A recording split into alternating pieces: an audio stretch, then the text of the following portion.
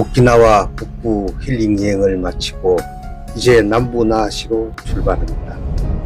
푸른 바다와 푸른 숲, 파도와 아름다운 수양에 마음을 씻었던 힐링의 여정 북부에서 이제는 작지만 독특했던 고유의 문화를 지키는 사람들, 바다의 왕국 육규의 흔적을 따라 남쪽으로 내려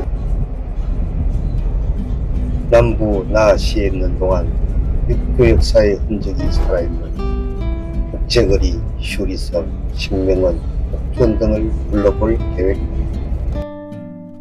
과거 육교 왕국의 중심이 지금은 먹방과 쇼핑의 성지가 된 국제거리. 시간이 겹겹이 쌓인 이 거리에도 육교의 심장은 여전히 뛰고 있습니다. 그 속에서 다시 피어난 왕궁, 육교의 자존심 휴리섬. 이 붉은 성은 단지 왕궁이 아닌 육교인의 자존심이자 정신입니다. 왕이 거닐던 사색의 정면, 육교 왕국의 별궁 식기나에 소박하지만 정교한 이 정원에는 조용한 철학이 숨어 있습니다. 육교와 중국의 우정을 담아 정원에 새긴 해상 왕국의 외교의 상징 옥주원. 이 정원에는 육교가 바다를 건너 푸저우와 해상 외교로 우정을 쌓은 역사의 흔적이 살아 있습니다. 이제 나하시 내에 들어왔습니다. 나하시에서는 GRG 호텔 나하에서 2박 3일을 계획합니다.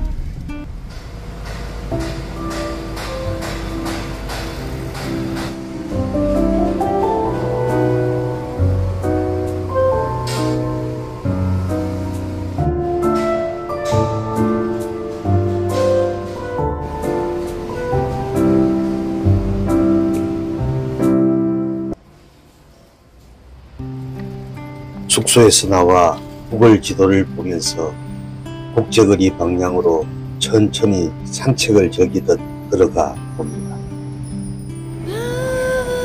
걷다 보니 다리 아래 바람에 살랑이는 오이노보리가 눈에 띕니다. 오이노보리는 아이들이 건강하게 자라고 인생의 역경을 이겨내어 훌륭한 사람이 되라는 소망을 담고 있습니다.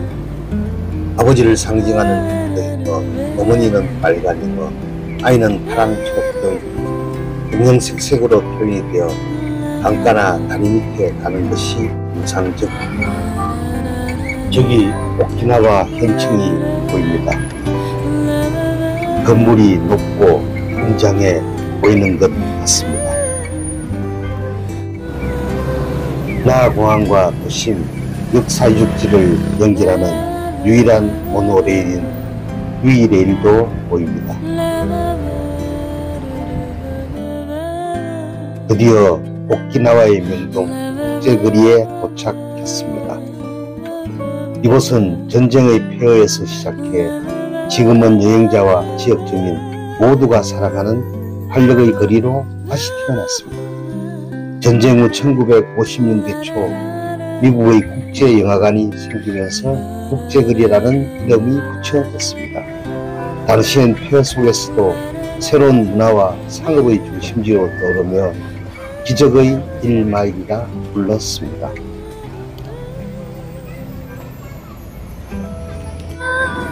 나하 시내 중심을 공서로 가로지르는 1.6km의 도로에 약 600개 이상의 점포가 밀집되어 있습니다. 오키나와 전통 공예품, 기념품, 동키호테, 맛집 등 관광과 쇼핑을 다양하게 즐길 수 있는 로컬 복합 스트리트입니다.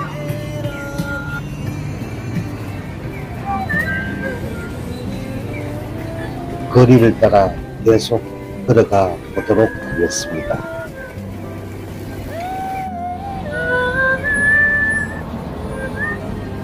여기도 샤샤가 가게를 지키고 있네요. 오키나와 전통 요리점도 보입니다.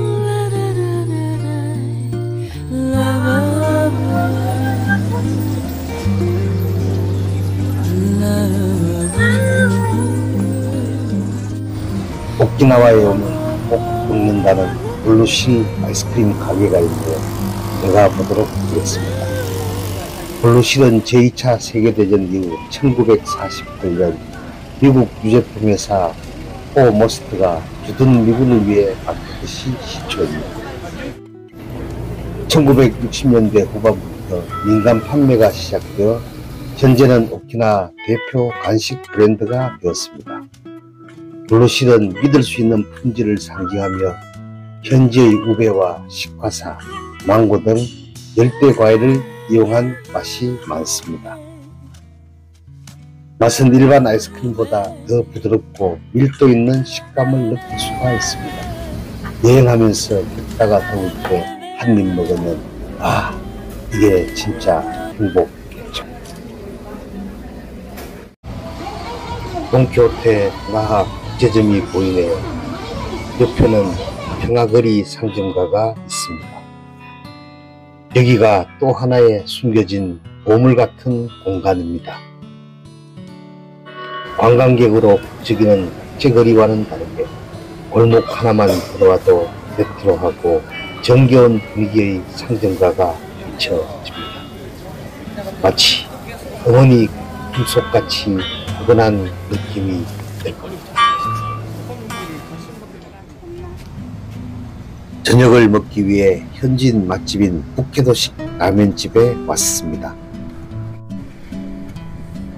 이곳은 평소 웨이팅이 많은 식당인데 식사 시간보다 늦게 와서 그런지 다행히도 대기자가 2명밖에 없네요.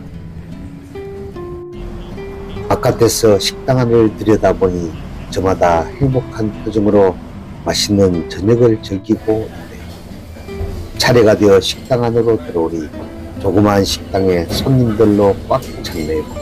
역시 현지인 맛집의 위상이 느껴집니다. 저녁 식사로 야채라면, 간장라면, 군만두, 볶음밥을 주문했습니다. 간장라면은 간장 베이스지만 전혀 짜지가 않네요. 은은한 감칠맛과 닭 육수의 조화가 훌륭합니다. 깔끔하고 깊은 간장의 풍미에 은근히 중독되는 맛입니다. 야채 라면은 볶은 양배추와 숙주 당근이 듬뿍 올라간 라면으로 국물의 기름짐을 채소가 잡아줘서 부담없이 즐길 수 있는 담백한 라면입니다. 볶은 채소의 고소함이 국물과 착착 감기는 맛입니다.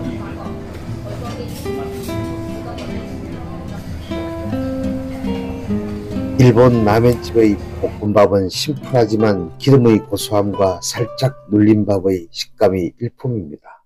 드셔보십시오. 진짜 맛있습니다. 소유 라면은 라면의 기본이자 클래식이죠. 국물은 닭과 생선의 기반의 육수에 간장을 더해 깔끔하고 깊은 맛이 납니다. 라면의 꽃은 뭐니 해도 차슈겠죠. 삼겹살 또는 목살로 만든 부드러운 고기 빈 차슈. 죽순과 곁들여 국물과 함께 먹으면 입에서 사르르르. 차슈는 단순한 오면 그 이상인 것 같습니다. 라면과 함께 빠질 수 없는 교자가 있습니다. 겉바속촉의 정석, 라면과는 최고의 궁합입니다. 한 입 베어물면 육즙이 입안에서 팡팡 하고 터지는 것을 느낄 수가 있습니다. 일본 라면은 마지막 한 방울까지 국물을 마셨을 때 그릇 바닥이나 옆면에 가게 이름을 새겨 놓았습니다. 맛에 자신 있다는 의미이자 브랜드의 자부심을 보여주는 것 같습니다. 오늘도 맛있게 잘 먹었습니다. 식사를 마치고 숙소로 돌아가는 길에 일본의 밤 풍경을 구경해 봅니다. 유료 주차장이 보이고요. 하루의 피로를 풀어주는 주점도 보입니다. 술꾼들 유혹하는 안내소의 속삭임도 들려옵니다. 육교에서 자동차의 모습을 바라보며 나의 첫날 밤을 정리해 봅니다. 오늘은 유이레일을 타고 슈리성으로 가기 위해 예바시역으로 걸어가고 있습니다. 슈리성은 15번째 역으로 미에바시에서는 7개 역을 지나야 되네요. 자동 판매기로 간편하게 승차권을 구입한 후 티켓을 넣고 개찰구를 통과하여 에스컬레이터를 타고 탑승장으로 올라갑니다. 모노레일이 미에바시역으로 들어오고 있네요. 모노레일 내부는 깔끔하고 조용한 분위기였습니다. 휠체어석과 배려 좌석은 따로 마련이 되어 있었고요. 휴대폰 사용은 매너 모드가 기본이었죠. 다음 역이 슈리성역입니다.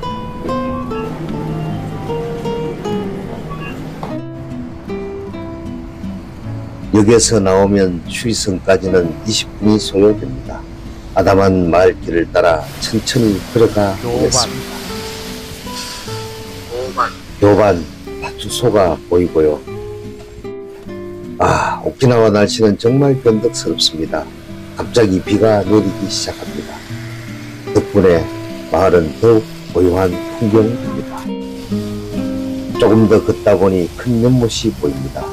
여기가 용담인 것 같습니다. 용담은 쇼하시 왕 통치 초기에 만들어진 인공 연못입니다. 용담 주변에는 왕가의 승마 연습장, 공자 사당 등이 집결되어 있었다고 합니다. 또한 매년 음력 9월 9일이 되면 중국 사신을 환영하는 농선연회가 펼쳐졌던 장소로 육교 왕국의 외교적 위상을 상징하는 무대가 되었다고 합니다. 용담 주변에 수십 마리의 오리들이 모여 있네요. 사람들을 별로 경계하지 않는 것 같습니다. 모양이 참 특이해 보입니다. 이 오리들은 흰뺨 금등오리 칼가모라는 종으로 일본 도심에서 흔히 서식하는 야생 오리입니다.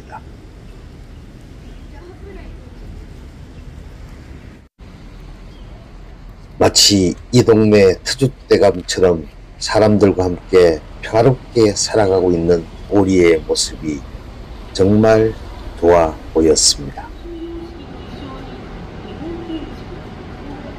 슈리성에 도착하기 전 고대 륙교의 기원에서 삼산시대를 거쳐 슈리성의 통일왕국 건설, 해상무역의 번성과 사스마번의 침략, 메이지시대 일본 편입, 오키나와 전투와 미군 통치를 거쳐 일본 반환 이후 오늘의 오키나와, 육교에서 시작된 오키나와의 역사에 대해 간략히 알아보겠습니다.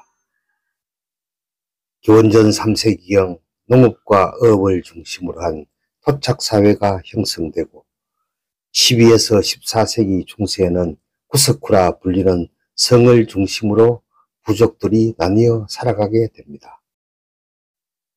14세기에는 북부, 중부, 남부의 삼산시대가 형성되어 각축하던 시기로 100년간 분열된 시대를 살아가게 됩니다. 1429년 마침내 쇼하시 왕이 삼산을 통일하며 통일된 육규 왕국이 세워지게 됩니다. 15, 16세기에는 육규는 중국, 조선, 일본, 동남아를 잇는 아시아 해상무역의 중심지로 번영을 누리며 황금기를 맞이하게 됩니다.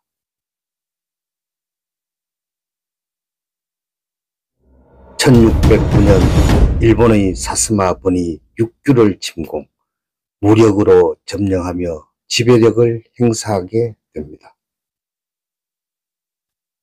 육규는 중국과 일본 양국에 조공을 바치는 독특한 외교 체제를 유지하면서 중국에는 조공국으로 일본에는 속국으로 이중 외교 전략을 펼쳐 나가고 있었습니다.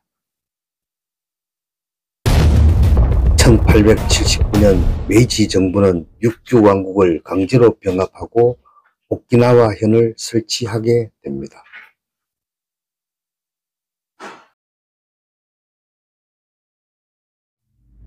1945년 제2차 세계대전의 마지막 격전지 오키나와에서는 80일 넘게 계속된 전투에서 민간인을 포함하여 20만 명이 목숨을 잃게 됩니다.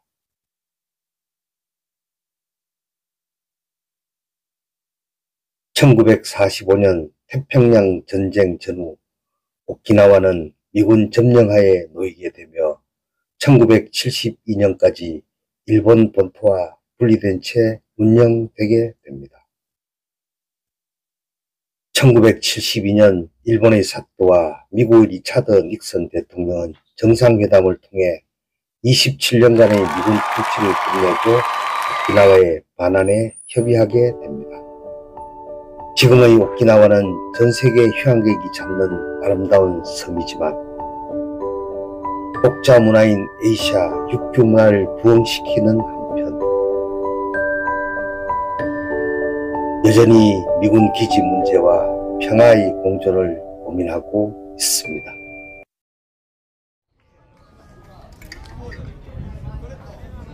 슈리성의 관문이자 상징인 슈레이몬에 도착했습니다. 슈레이몬은 예를 존중하라는 뜻을 가진 육교 왕국의 정신을 상징합니다. 학생들이 단체로 육교 역사를 배우기 위해 탐방을 온 듯 하네요. 슈리성은 단순한 성이 아니었습니다. 15세기부터 450년 넘게 육교 왕국의 정치, 문화, 외교의 중심지였습니다. 육교 왕국의 왕궁이자 중국, 일본, 동남아와 외교를 이어간 문화의 중심이었습니다. 건축 양식은 일본, 중국, 오키나와 전통이 혼합된 독특한 궁성 구조를 가지고 있습니다. 육교 왕국의 구스쿠 및 관련 유적군 중 하나로 선정되어 2000년 유네스코 세계유산에 등재되었습니다. 슈리성의 제1관문 관해문이 보입니다. 외국 사절을 처음 맞이하는 환영의 문으로 육교 왕국의 외교적인 예를 갖추던 공간입니다. 제2관문 제2샘문으로 불러합니다. 성스러운 샘이라는 뜻으로 슈리성 내부의 유센이라는 의미와 관련이 있습니다. 슈리성 안의 번영과 평화를 기원하는 의미를 담고 있습니다. 이제 외곽에서 성내로 들어가는 보조적 접근 통로인 관공문으로 들어갑니다. 큰 복이 깃든 문 혹은 널리 복을 주는 문이란 뜻으로 중국식 음양 오행이나 길흉 사상의 영향을 강하게 받아 지어진 성문 이름을 알 수가 있습니다. 이제 정전으로 들어가 보도록 하겠습니다. 이곳은 한때 육교 왕국의 심장이 뛰던 슈리성 정전이 있던 곳입니다. 2019년 10월 하마는 육교의 소중한 역사의 중심을 앗아갔습니다. 불타버린 것은 건물이지만 오키나와인의 마음속엔 그 기억이 여전히 살아 있습니다. 현재 복원공사가 진행 중이며 2026년 완공을 목표로 장인들의 손이 분주하게 움직이고 있습니다. 슈리성은 지금도 천천히 되살아나는 중입니다. 역사와 기억이 다시 세워지고 있습니다. 정전 내부에는 왕이 앉는 옥자, 즉 용상이 중간에 배치되어 있었고 그 위에는 중산세자라는 현판이 걸려 있었습니다. 이 현판은 명나라 황제가 육규왕에게 하사한 것으로 중산의 세자란 표현은 육규왕국의 정통성과 왕위를 공식적으로 인정한 상징이 되었습니다. 이 하나의 현판에 육교의 외교 역사와 왕조의 자긍심이 담겨져 있었습니다. 정전은 단순한 궁전이 아니라 왕궁의 자존심이 깃든 상징적 공간이었음을 알 수가 있습니다. 성곽을 따라 천천히 전만대 방향으로 걸어 올라가 보도록 하겠습니다.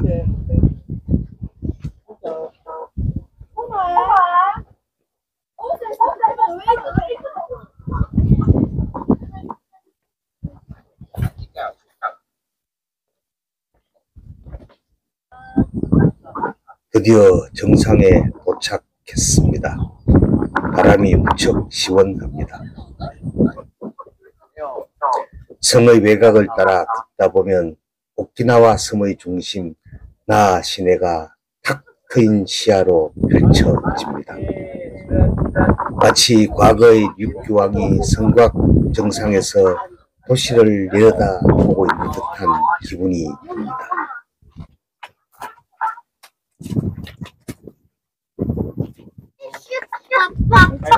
내려가는 길에 마주친 귀여운 손님들, 오키나와의 미래 유치원생들이 줄지어 올라오고 있네요.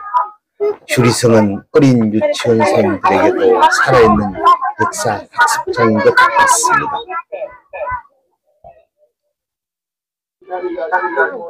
성문 안내원은 붉은 모자와 허리띠, 검은 천으로 육주 전통 옷장을 재현하고 있네요.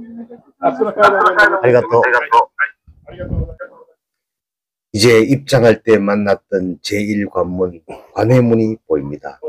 아쉽지만 슈리성과는 이제 헤어져야겠네요. 슈리성 근처 동네 작은 식당, 뜨거운 햇볕을 피해 잠시 들른 휴식처. 김에 쌓인 삼각형 무스비가 눈에.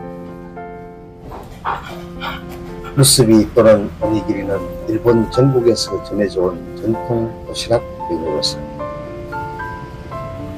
무스비는 쥐다라는 뜻의 일본어에서 유래된 족밥을 말합니다. 무스비는 일본 어디서나 볼 수 있지만 지역마다 속재료나 크기, 모양은 다르고 홋카이도에서는 연어, 간사이 쪽은 타코야키 스타일도 있다. 오키나와에서는 스팸 무스비가 특히 유명합니다.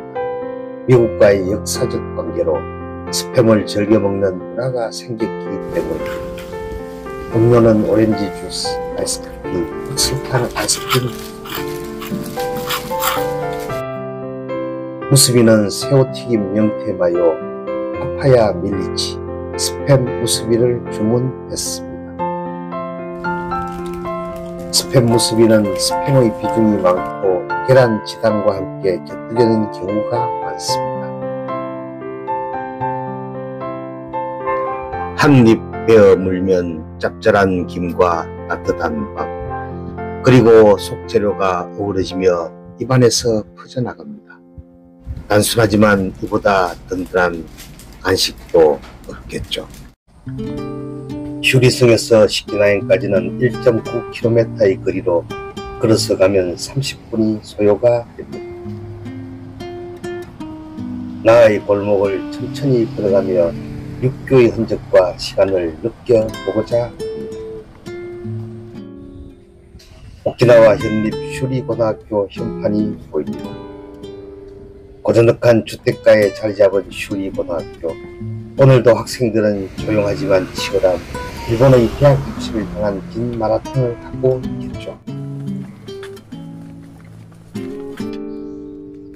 주택가 담장 위에는 칩을 지키는 수호신 샤샤가 빠질 수가 없겠죠. 오늘은 하늘도 맑고 푸르른 것 같습니다. 마을 공동체의 중심이었던 오래된 우물이 아직도 남아있네요. 시키나현으로 가는 주택가에서 만난 세월이 깃든 돌담과 바위길은 자연스럽게 발걸음을 느리게 하듯 마치 류큐시대의 속삭임이 담긴 시간의 틈새를 걷는 듯한 기분이 듭니다. 다리 위에서도 사람의 안전을 지키는 샤샤를 만났습니다. 일본을 여행하다 보면 주택가 바로 옆이나 도심 속 언덕길에서 묘지를 자주 보게 됩니다. 왜 일본은 주택가 한복판에 묘지를 둘까? 일본에서는 묘지를 삶의 연장선으로 보는 경향이 강합니다. 그래서 집 근처에 묘가 있는 것은 조상이 곁에서 지켜준다면 막강 상징을 의미합니다. 오키나와에서는 가족 단위 공동묘지가 많습니다. 가족묘는 무덤이면서 하나의 제사 공간이었습니다. 가족 단위로 큰 무덤 하나를 공유하며 심히 천명에는 온 가족이 모여 음식을 나누고 기도를 드립니다. 묘지는 작은 사당으로 죽은 자와 산자를 잇는 공간이었으며 죽음은 단절이 아닌 연결로서 공포보다는 공경이라는 조상관을 엿볼 수가 있습니다. 묘지도 영구 사용권을 파는 형식으로 부동산처럼 거래가 되어 역세권 묘지, 조망전 묘지라는 말이 실제로 등장하는 등 일본의 특이한 문화 현상을 엿볼 수가 있습니다. 드디어 시키나인 이정표가 보입니다. 육규왕국의 정원에 다 온 것 같습니다. 표를 끊고 입구로 들어가 보도록 하겠습니다. 육규왕국의 왕가 사절단이 쉬어가던 정원 식기나인을 걸어가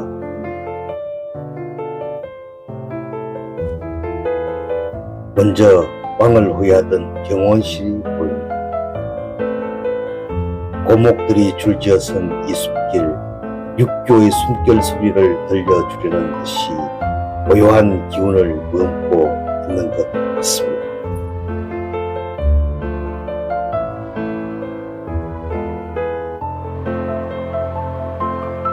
여기가 국왕 일가와 책봉사들이 출입하던 정문입니다.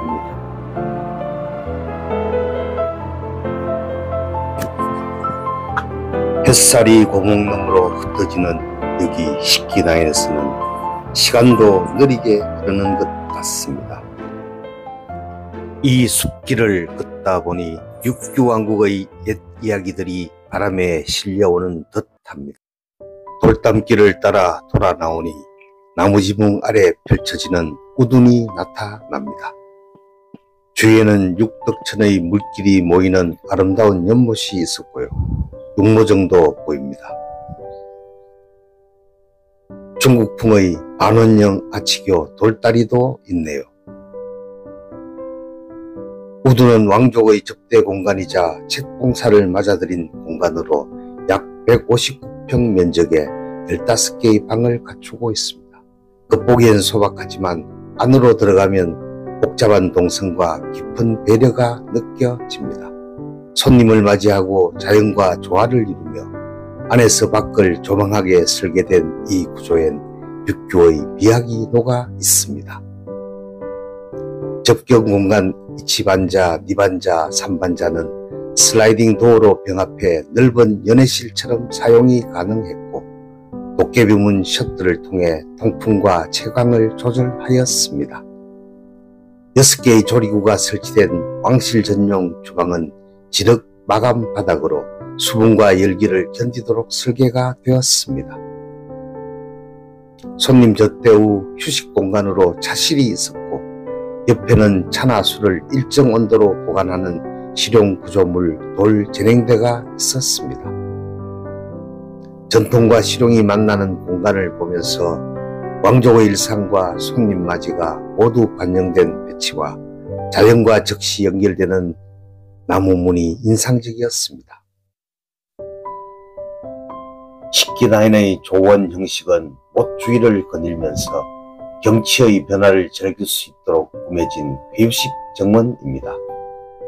정해진 길 없이 걸으며 자연과 건축, 물과 돌, 나무의 어우러짐을 감상하도록 설계되었고 한 걸음 한 걸음이 풍경이 됩니다.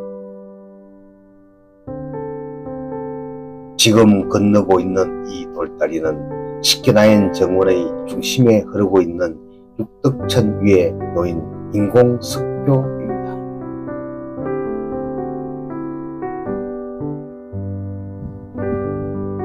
잔잔한 무리로 비치는 나무 그림자와 바람결에 살랑이는 수면이 왕가의 정원에 어울리는 고요한 아름다움을 전해옵니다.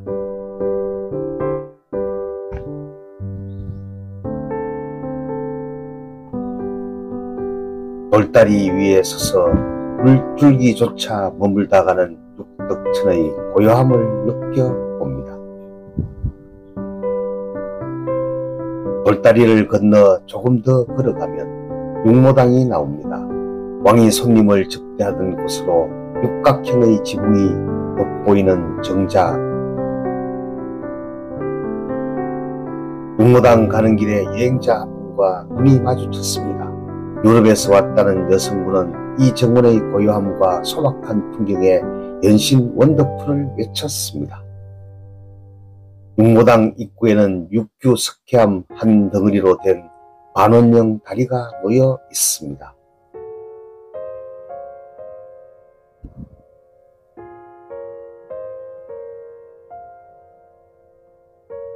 정원 연못의 섬 위에 선 육모당은 지붕의 모양과 금은빛 기와가 얹혀있는 모양을 보니 중국풍 건축 형태인 것 같습니다. 이곳은 왕이 손님을 맞이하고 시를 나누던 자리였습니다. 바람소리와 물소리 그리고 사람들의 웃음이 어우러졌던 공간, 자연과 함께하는 교류의 공간이었습니다. 정원의 고요함은 저절로 유지되지는 않겠죠. 물이 멈추지 않도록 묵묵히 낙엽을 걷어내는 손길. 정원의 시간은 관리인의 정성으로 흐르고 있었습니다. 연못 위를 떠도는 낙엽 하나도 물이 흐르는 길을 막을 수 있기에 관리인은 줄을 던져 낙엽을 걷어내고 있었습니다. 이 연못가에는 작은 나루터가 있습니다. 과거 이곳에서 왕과 귀족들은 작은 배를 띄우고 우리의 풍경을 즐겼다고 합니다. 풍류와 여유, 그것이 왕가의 삶이었습니다. 정원의 끝자락 언덕 위 바위 하나가 시선을 끕니다. 이 바위는 가라사의 무기로서 기운을 돌려주는 신선한 바위라고 합니다. 정원 한편에 세워진 건경대비라고 불리는 비석은 왕이 백성들에게 농사를 권장하기 위해 세운 상징으로 왕은 여유 속에서도 늘 백성을 생각하는 마음이 담겨져 있습니다. 마지막으로 정원의 가장 높은 곳에 오르면 멀리 나 시내가 펼쳐집니다. 고요한 녹음 뒤편으로 현대도시가 있는 이 풍경은 과거와 현재가 만나는 경계에 쓴 듯한 이곳에서 나는 잠시 시간의 착각에 빠집니다. 치키나에는 그저 걷는 곳이 아닙니다. 걷는 동안 역사를 만나고 한 걸음 한 걸음 과거로 이어지는 길. 그 길 위에서 더 천천히 겸손하게 살아가는 법을 배웁니다. 치키나엔 탐방을 마치고 호출 택시를 타고 숙소로 돌아가 잠시 쉬었다가 복주원을 가려고 합니다. 여기는 복주원 북구슈엔입니다. 육규왕국과 중국 푸저우는 과거 중개무역 시절부터 깊은 교류가 있었습니다. 이러한 역사적 구정을 기리기 위해 만든 중화풍 전통 정원이 복주원입니다. 북구슈에는 정원 주위의 외벽을 포함해서 총 면적 8,500제곱미터로 대부분의 석재기와 목재 등은 중국에서 가져와 푸저우 장인들이 1992년 완공한 정원입니다. 3부 공간 4계절 풍광과 8대 경관 2지천수 1주회랑의 정원 공간과 8경의 공간으로 구성되어 있습니다. 복주원의 첫 문을 지나면 바로 마주치는 화려한 벽화, 쇼해끼가 방문객을 맞이합니다. 화려한 용문양이 상스러움을 상징하고 벽 뒤편으로 펼쳐질 4계절의 정원 여행을 예고합니다. 여름의 복주원은 불빛이 주인공입니다. 붉은 노을이 깃든 연못이란 뜻의 잔잔한 하회호 연못은 회랑과 연못, 석가산을 이어주는 두 개의 지천수로 물의 흐름을 만듭니다. 빨간 기둥으로 이어진 주회랑은 비와 햇살을 가르며 정원을 유영하듯 걸을 수 있게 해줍니다. 연못 속 잉어 친구들과 마주하며 조용한 교감이 이루어지는 순간 복주원의 여름은 한가로움이 더해집니다. 복주원은 2개의 인공계곡 물줄기로 공간의 깊이를 만듭니다. 즉 2개의 뉴스로 흐르는 물이 2개의 정원 풍경을 만들어 자연은 흐르고 사람은 그 안에서 머무르는 공간이 생겨납니다. 돌로 만든 인공야산, 정상에 우뚝 선 야정과 떨어져 내리는 폭포는 푸저의 명성인 물경치를 표현하고 있습니다. 돌계단을 따라 올라온 야산의 정자에 앉아 가을의 푸저의 단풍을 생각하며 말날의 풍경을 감상해 야정 정상에 서면 사방으로 펼쳐진 복주원의 정원이 한눈에 내려다 보입니다. 아치형 다리가 연못 위로 부드럽게 이어지고 정원 곳곳의 초록이 바람결에 흔들립니다. 이곳에 서면 마치 자연이 만든 폭포의 병풍 속에 들어온 듯한 기분이 이제 복주원의 겨울여행 공간으로 이동하도록 하겠습니다.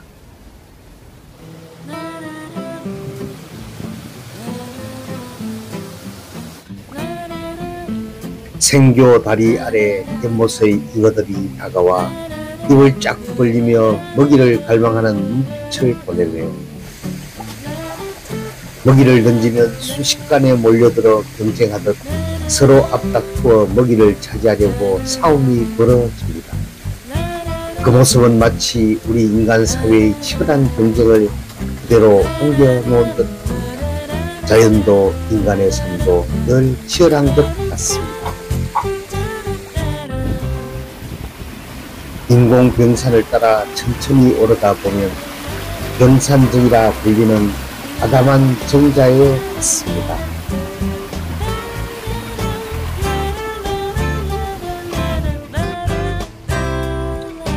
정자에 앉아 아래를 내다보니 병풍처럼 둘러싼 산자락 너머로 정원의 풍경이 한눈에 들어옵니다. 고요한 시간 속에 잠시 자연의 일부가 되어 산을 병풍 삼고 마음은 정자에서 쉬어갑니다. 이제 봄의 공간으로 들어가 보겠습니다. 푸저우는 봄이 되면 복사꽃이 피고 붉은 단청 아래 정원은 생기가 되살아 지혜의 공간 동야당입니다. 여기에 서니 시간을 거슬러 학자들의 글 읽는 풍경이 그려지는 것 같습니다. 백탑과 오탑, 상탑이 좌우로 마주보는 구조로 서있는 모습이 상징성과 균형미를 돋보이며 음양의 조화처럼 정원의 중심축을 형성하고 있는 것 같습니다.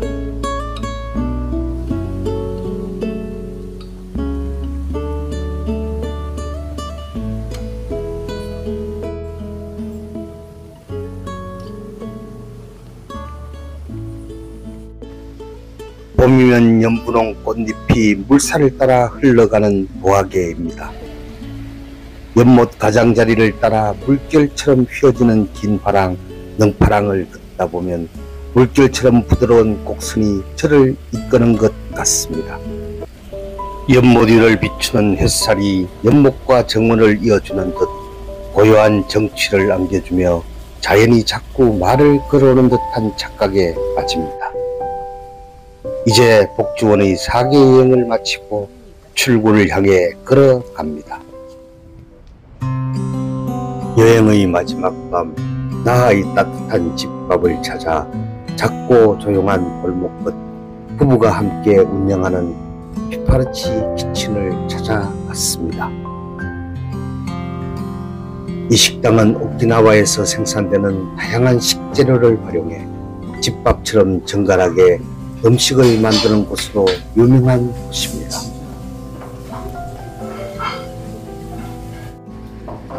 먼저 음료는 커피, 오렌지, 레몬 주스를 주문했습니다.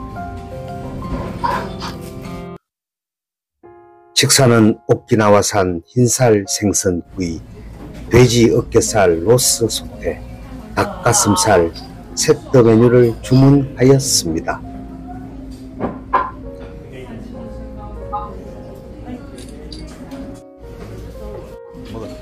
정갈한 그릇에 담긴 오키나와산 흰살 생선구이는 입에서 사르르 먹는 것처럼 부드러운 식감이 느껴졌습니다. 닭가슴살은 크지 않고 담백한 풍미를 느낄 수가 있었습니다. 돼지 어깨살 소태는 고소하면서도 육즙이 가득한 조화로운 식감이 느껴졌습니다. 정갈한 그릇에 오키나와의 식재료를 가득 담아 따뜻한 한 끼를 대접하려는 부부의 정성이 전달되어 오는 듯 합니다. 단순한 한 끼를 넘어 정성과 마음이 전해지는 한상이었습니다.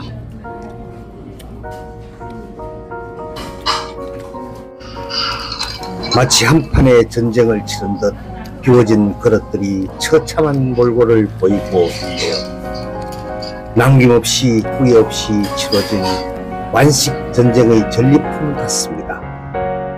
그릇 하나 반찬 하나에 담긴 정성, 이 작은 식당에서 오키나와의 온기를 느끼며 여행의 마지막 밤 잊지 못할 식사였습니다. 이제 택시를 타고 나하 공항으로 향합니다. 4박 5일 오키나와 함께한 시간, 북부에서의 자연과 함께한 힐링 여행, 남부에서의 육교왕국의 흔적을 따라 발로 살펴본 역사 입문 기행. 햇살 아래 반짝이던 바다와 아름다운 일몰, 돌담과 고목, 일상의 삶 속에 느꼈던 육교의 이야기들. 오키나와는 다시 오고 싶을 만큼 매력적인 섬이었습니다. 이제 공항에 곧 도착할 듯 합니다. 오키나와여, 이제는 진짜 안녕.